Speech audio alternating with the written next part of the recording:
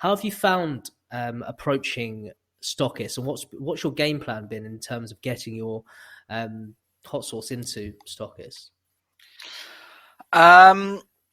So the breweries in Brixton is because my mates work there. So I'm not gonna lie, that's always a good place to start, because Take if you've advantage of got who you somebody know.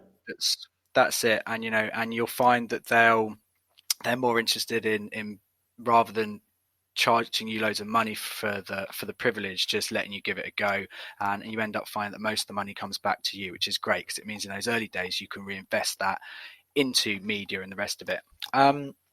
The other thing that's been really great for me is, and I need to plug them, is the Hot Sauce Society Festival. And Ali, she's passed on my details to a couple of people that have approached me, which kind of got my foot in the door, which is really nice. And not all of it's come to fruition, but it's definitely just being there and putting yourself out. Like I did the first Hot Sauce Society Festival with Ali. I was one of the first producers to get in contact with her and just said, look, this is amazing. I want to be part of it, and I want to be, I want to help you as much as possible.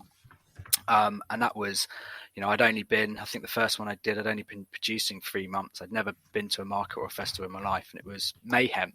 But just talking to people, and that's it. And talking to the Bourse brothers that you mentioned earlier, and Jesse there, and having a chat with him and saying, yeah, I want to be involved with that as well. It's a great idea. Love the subscription box idea. It's and I said this to him. It's like I had that idea. We chatted about it, but then I wanted to just concentrate on the source. And I'm so glad that somebody's taken that and rolled with it. And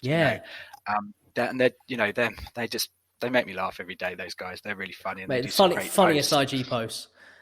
This is it. They're just, he must just be scouring for memes constantly. But it's great. But sorry, back to Stockists and stuff. And the other thing is literally just being in these venues. So I got my Brewdog gig recently because I was sitting there on my birthday having some drinks, chatting with the guy there. And then I just did a couple of posts on my social media and tagged them in. And, he sent me a message the next day being like, oh, it was brilliant meeting you yesterday. Really good fun.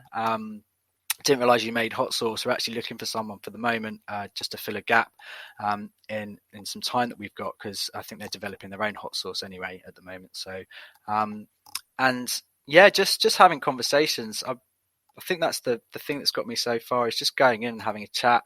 I'm in Guzzle in Brixton as well, and I think, for everyone who doesn't know, Guzzle is in Brixton Market. Just to double check. Yeah, and they're fabulous. I love the shop. Love it. They're all independent. Everything in there is independent, and yeah, it's just a treasure trove. I spend a lot of money in there. No, it's so easy to do. It's so easy to do. I managed to. I ended up picking up what's it called?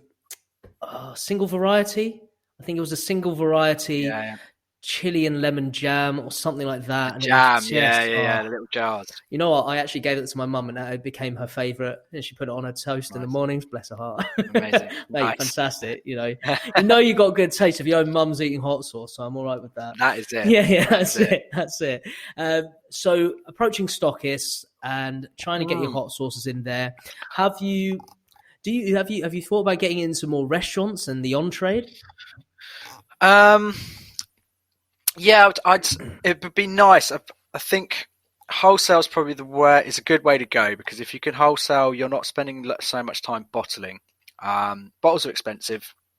Bottling's time consuming. Labeling's time consuming. But you can sell it for a premium, so you add more value to it. And I think it's at the moment finding that balance between, okay, wholesale, I can give it to you in a big jar with one sticker on it. There's 2 litres or 5 litres or whatever.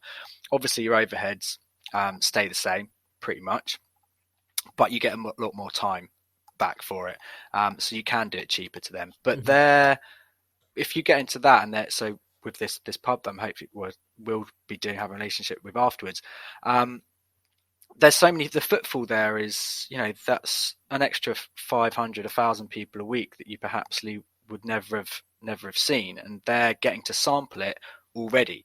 So it's not having a bottle in a shop on a thing that they can't try it before they buy.